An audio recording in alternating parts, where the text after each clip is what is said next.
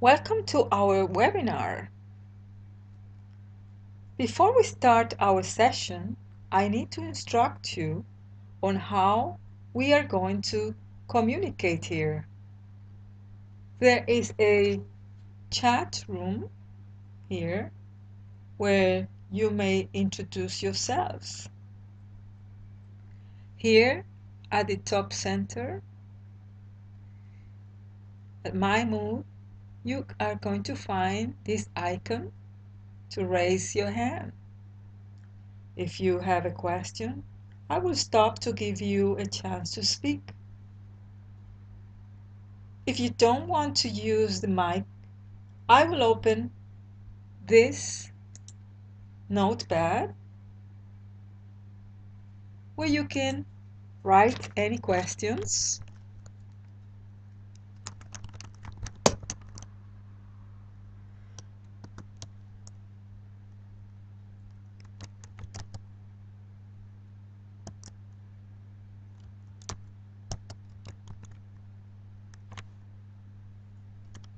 And I will clarify any questions that you may have.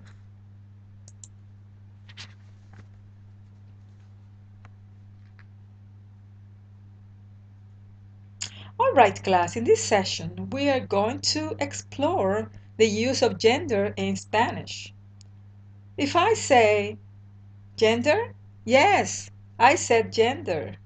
There is not a grammatical gender in English.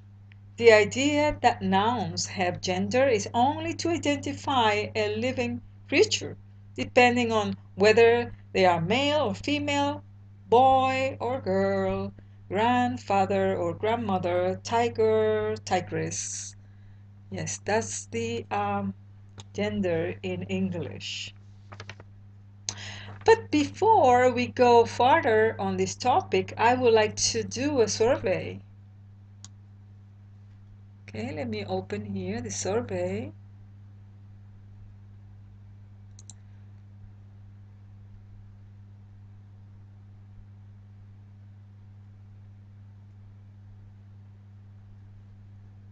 I would like to know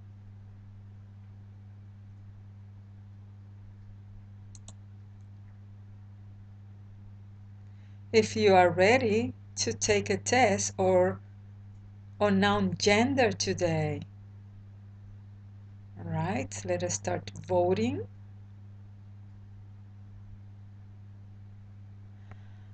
All right, I see that you are not ready yet. You don't think you'll be able to do it. All right, let us close this and let us start our presentation. Okay, let me open it.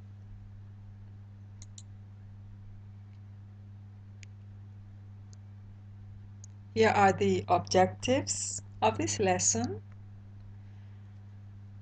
At the end of this lesson, students will be able to identify masculine and feminine nouns, use the correct article, agreeing with the noun within a sentence. As you can see, it's a short lesson.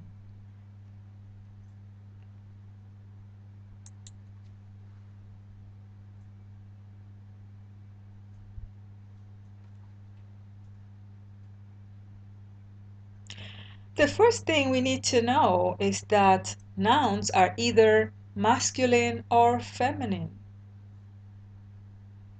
You want to know of the nature of an object determines its gender, if it's related to masculine or feminine qualities? No, it does not work that way. For instance, a dressing item for a man may be feminine, like in corbata. And the same applies for a woman's item. For example, vestido. Corbata is an item for a man and it ends in "a", it's a feminine word. Vestido is an item for a woman and is masculine. Any questions? All right.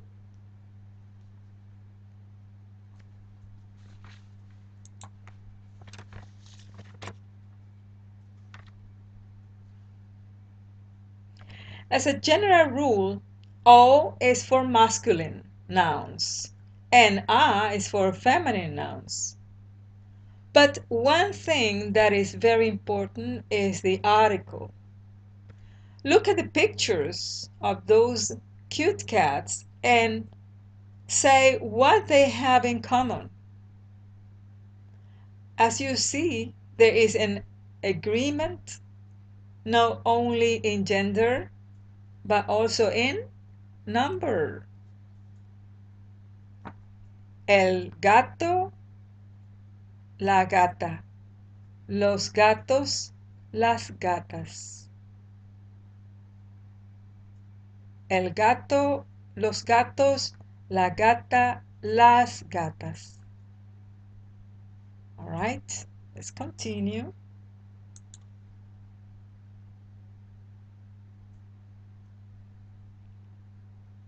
Then we have gender denotation.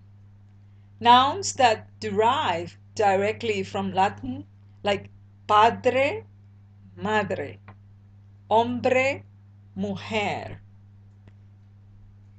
You may find examples on chapter 2 of your textbook. Yes, you will find more examples. There's not a lot of those words, that gender denotation, but you may find those examples on your textbook.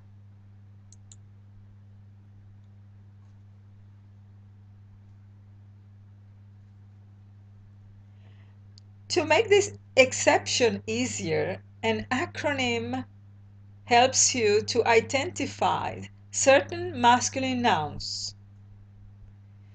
Use it as a rule. Loners. L-O-N-E-R-S. Loners. That stands, L stands for papel, for instance, juego, pan, café, amor, lunes. So words ending in these letters, L-O-N-E-R-S,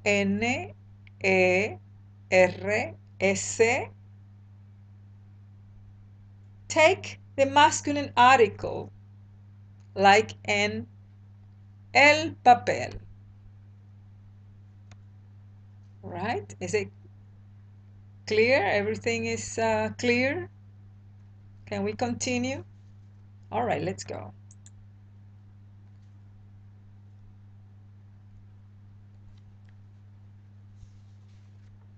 El problema or la problema.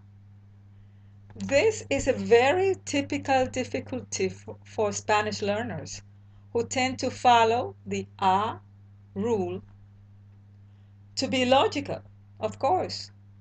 It would be a logical thing to do that, to follow the A for feminine, O for masculine. But, well, there's always exceptions, because in this case we have nouns that are of Greek origin, like they end in ma, ta, pa. Words like el problema, el telegrama, el crucigrama, el mapa, el planeta, el cometa. There are other exceptions. It's a very short list though.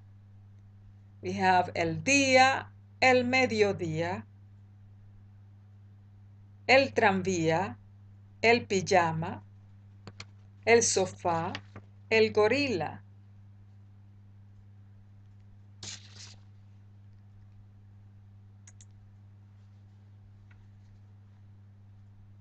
Then there is another list of feminine nouns that make their endings in dad,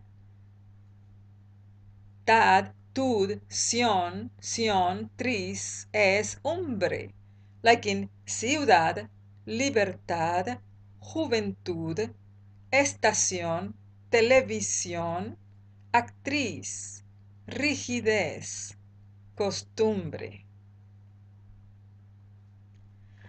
Like I said before, you may find more examples and explanation on your textbook in chapter 2.